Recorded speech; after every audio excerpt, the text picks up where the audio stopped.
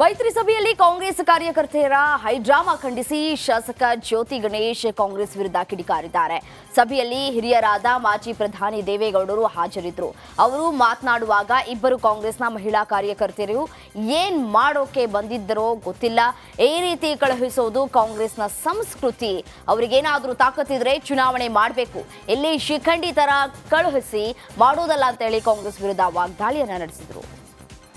ಕಾಂಗ್ರೆಸ್ಸಿನ ಕಾರ್ಯಕರ್ತೆಯರು ಒಂಥರ ಮುಫ್ತಿಯಲ್ಲಿ ಬಂದಂಗೆ ಒಂಥರ ಸೆಲ್ಫಿ ತಗೊಂಡು ಎಲ್ಲೋ BJP ಇಲ್ಲ JDS ಕಾರ್ಯಕರ್ತರ ಥರ ಬಂದು ದೇವೇಗೌಡರ ಮೇಲೆ ಅದು ಏನು ಮಾಡೋಕ್ಕೆ ಬಂದಿರೋ ಗೊತ್ತಿಲ್ಲ, ಒಂದು ಘೋಷಣೆ ಹೋಗ್ಕೊಂಡು ಒಳಗೆ ಬರೋಕ್ಕೆ ಹೋದರು. ಇದು ಖಂಡನಾರ್ಹ. ಒಂದು ತುಮಕೂರು ಜಿಲ್ಲೆಯಲ್ಲಿ ಯಾವ ರೀತಿಯೂ ಕೂಡ ಈ ರೀತಿಯಾದಂಥ ಒಂದು ಘಟನೆ ನಾವು ನೋಡಿಲ್ಲ. ಯಾವುದೇ ಅಪೋಸಿಷನ್ ಪಾರ್ಟಿ ಇದ್ರೂ ಕೂಡ ಒಂದು ಗೌರವಯುತವಾಗಿ ಏನಿದ್ರು ಪ್ರೆಸ್ ಮೀಟಲ್ಲಿ ಹೇಳೋದು ಮತ್ತೊಂದು ಹೇಳೋದು. ಆದರೆ ಈ ರೀತಿ ಕಳಿಸೋವಂಥದ್ದು ಕಾಂಗ್ರೆಸ್ನ ಸಂಸ್ಕೃತಿ, ಎಲ್ಲರಿಗೂ ಕೂಡ ಇದು ಖಂಡನೆ ಮಾಡೋವಂಥದ್ದು. ಅವ್ರಿಗೇನಾರ ತಾಕತ್ತಿದ್ರೆ ಎಲೆಕ್ಷನ್ ಮಾಡಬೇಕು. ಇಲ್ಲಿ ಕಳಿಸಿ ಯಾರೋ ಶಿಖಂಡಿಗಳ ಥರ ಇವರು ಯಾರನ್ನೋ ಕಳಿಸಿ ಇವರು ನೇರವಾಗಿ ಬರಬೇಕಿತ್ತು. ಅವರು ಹಿಂದೆ ನಿಂತ್ಕೊಂಡು ಇವರು ಕಳಿಸಿ ಯಾರನ್ನೋ ಕಳಿಸಿ ಇಲ್ಲಿ ಏನು ದೇವೇಗೌಡರ ಮೇಲೆ ಏನು ಮಾಡೋಕ್ಕೆ ಬಂದಿರೋ ಇದು ನಾವು SP ಅವರಿಗೆ ಮಾತಾಡಿ ಖಂಡಿಸ್ತೀವಿ. ಇವತ್ತು ನಮ್ಮ ಕಾಂಗ್ರೆಸ್ಸಿನ ಇತ್ತ ತುಮಕೂರು ಬಿಜೆಪಿ ಅಭ್ಯರ್ಥಿ ವಿ ಸೋಮಣ್ಣ ಕೂಡ ಮೈತ್ರಿ ಸಭೆಯಲ್ಲಿ ನಡೆದ ಕಾಂಗ್ರೆಸ್ಸಿಗರ ಹೈಡ್ರಾಮಾ ವಿರುದ್ಧ ಕಿಡಿಕಾರಿದ್ದಾರೆ. ಇದು ಗಲಾಟೆಯಲ್ಲ, ಕಾಂಗ್ರೆಸ್ನವರು ಹತಾಶರಾಗಿದ್ದಾರೆ, ಅದಕ್ಕೆ ಹೀಗೆ ಮಾಡ್ತಾ ಇದ್ದಾರೆ ಎಂದು ಟಾಂಗ್ ಕೊಟ್ರು. ದೇವೇಗೌಡರು ಸಮುದ್ರ, ಈ ಸಣ್ಣ ಪುಟ್ಟದಕ್ಕೆಲ್ಲ ಅವರು ತಲೆ ಕೆಡಿಸಿಕೊಳ್ಳಲ್ಲ. ಮಹಿಳೆಯರ ವಿರುದ್ಧ ಹೇಳಿಕೆಗೆ ಕುಮಾರಸ್ವಾಮಿ ಈಗಾಗಲೇ ಕ್ಲಾರಿಟಿಯನ್ನ ಕೊಟ್ಟಿದ್ದಾರೆ. ಕಾಂಗ್ರೆಸ್ನವರಿಗೆ ಏನಾದರೂ ಒಂದು ನ್ಯೂಸ್ ಸೆನ್ಸ್ ಆಗಲಿ ಅನ್ನೋದಿದೆ. ಹತಾಶ ಭಾವನೆಯಿಂದ ಮಾಡಿರುವ ಸ್ವಯಂಕೃತ ಅಪರಾಧ ಎಂದು ವಾಗ್ದಾಳಿಯನ್ನ ನಡೆಸಿದ್ರು.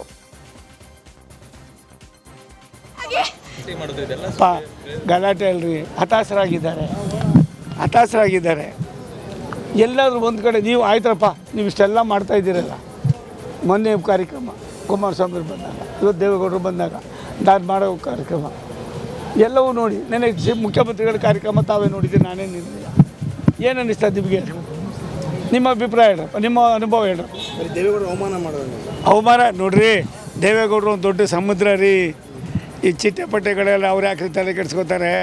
ಈ ದೇಶ ಕಂಡ ಒಬ್ಬ ಅಪರೂಪದ ರೈತ ನಾಯಕರು ಅನ್ನೋದಕ್ಕಿಂತ ಹೆಚ್ಚಾಗಿ ಮಾಜಿ ಪ್ರಧಾನಿಗಳು ಎಲ್ಲ ಒಂದು ಕಡೆ ಈ ಥರ ಮಾಡಿ ಅವರು ಆಗಲೇ ನನ್ನ ಮನೆ ಕುಮಾರಸ್ವಾಮಿಯವರು ಬೆಳಿಗ್ಗೆನೇ ಪ್ರತಿಯೊಂದು ಕ್ಲಾರಿಫಿಕೇಷನ್ ಮಾಡಿ, ನಿಮಗೂ ಗೊತ್ತಿದೆ, ಯಾರೋ 2 ಮಕ್ಕಳು ಕಳಿಸ್ಬಿಟ್ಟು ಅವ್ರಿಗೇನಂದರೆ ಏನಾದ್ರು ಒಂದಾಗಲಿ ನ್ಯೂಸೆನ್ಸು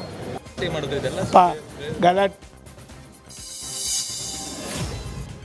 ಮಾಜಿ ಸಿಎಂ ಕುಮಾರಸ್ವಾಮಿ ವಿರುದ್ಧ DCM DK ಶಿವಕುಮಾರ್ ಗೋಬ್ಯಾಕ್ ಘೋಷಣೆ ಕೂಗಿದ ವಿಚಾರವಾಗಿ ಕುಮಾರಸ್ವಾಮಿ ತಿರುಗೇಟನ್ನ ಕೊಟ್ಟಿದ್ದಾರೆ.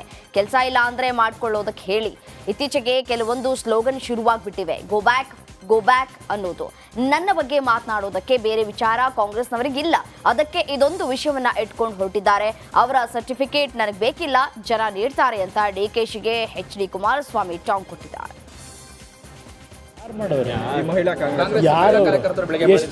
DK ಶಿವಕುಮಾರ್ ಕರೆ ಕೊಟ್ಟಿದ್ದಾರೆ, ಕುಮಾರಸ್ವಾಮಿ ಮಾಡಿ ಅಂತ ಹೇಳ್ಬಿಟ್ಟು. ಆಯ್ತು ಮಾಡ್ಕೊಳ್ಳ ಪಾಪ, ಅವರು ಕೆಲಸ ಇಲ್ಲ ಅಂತಂದ್ರೆ ಮಾಡಕ್ಕೆ ಹೇಳಿ.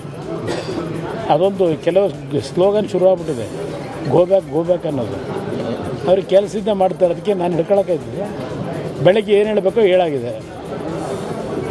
ಏನು ನಾನು ನನ್ನ ಭಾವನೆ ಏನು ಅನ್ನೋದನ್ನು ವ್ಯಕ್ತಪಡಿಸಾಗಿದೆ. ಆದರೂ ಕಾಂಗ್ರೆಸ್ನವರೇನೋ ಬೇರೆ ವಿಷಯ ಇಲ್ವಲ್ಲ ಅವರಿಗೆ ನನ್ನ ಬಗ್ಗೆ ಮಾತಾಡೋದಕ್ಕೆ, ಅದಕ್ಕೆ ಇದೆಂಥದ್ದು ವಿಷಯ ಇಟ್ಕೊಂಡು ಹೊರಟವ್ರೆ. ಪಾಪ ದಿನ ಕಷ್ಟಪಡಲಿ, ಬಿಸಿಲಲ್ಲಿ ಒಣಗಬೇಕು ಅಂದ್ರೆ ಒಣಕೊಳ್ಳೋಕೆ ಹೇಳಿ. ಆಯ್ತು, ಅವ್ರ ಸರ್ಟಿಫಿಕೇಟ್ ಬೇಕಾದ್ರೆ ನನಗೆ ಜನ ಕೊಡ್ತಾರೆ ಸರ್ಟಿಫಿಕೇಟ್. ಕೊಪ್ಪಳದ ಸಂಸದ ಕರಡಿ ಸಂಗಣ್ಣ ಮನೆಗೆ ಶಾಸಕ ಲಕ್ಷ್ಮಣ್ ಸವದಿ ದಿಢೀರ್ ಭೇಟಿ ನೀಡಿದ್ದಾರೆ. ಬಿಜೆಪಿ ಟಿಕೆಟ್ ಕೈ ತಪ್ಪಿದ ಹಿನ್ನೆಲೆಯಲ್ಲಿ ಅಸಮಾಧಾನಗೊಂಡಿರುವ ಕರಡಿ ಸಂಗಣ್ಣರನ್ನ ಲಕ್ಷ್ಮಣ್ ಸವದಿ ಭೇಟಿಯಾಗಿದ್ದು, ಕರಡಿ ಸಂಗಣ್ಣ ಕಾಂಗ್ರೆಸ್ ಸೇರ್ಪಡೆ ವದಂತಿಗೆ ಪುಷ್ಟಿ ನೀಡಿದೆ. ಸದ್ಯ ಬೇಸರದಿಂದ ಬಿಜೆಪಿ ಪ್ರಚಾರದಿಂದ ದೂರ ಉಳಿದಿರುವ ಕರಡಿ ಸಂಗಣ್ಣ ಕಾಂಗ್ರೆಸ್ ಸೇರ್ಪಡೆ ಆಗ್ತಾರಾ ಅನ್ನೋ ಚರ್ಚೆ ಇಲ್ಲಿ ಜೋರಾಗಿದೆ.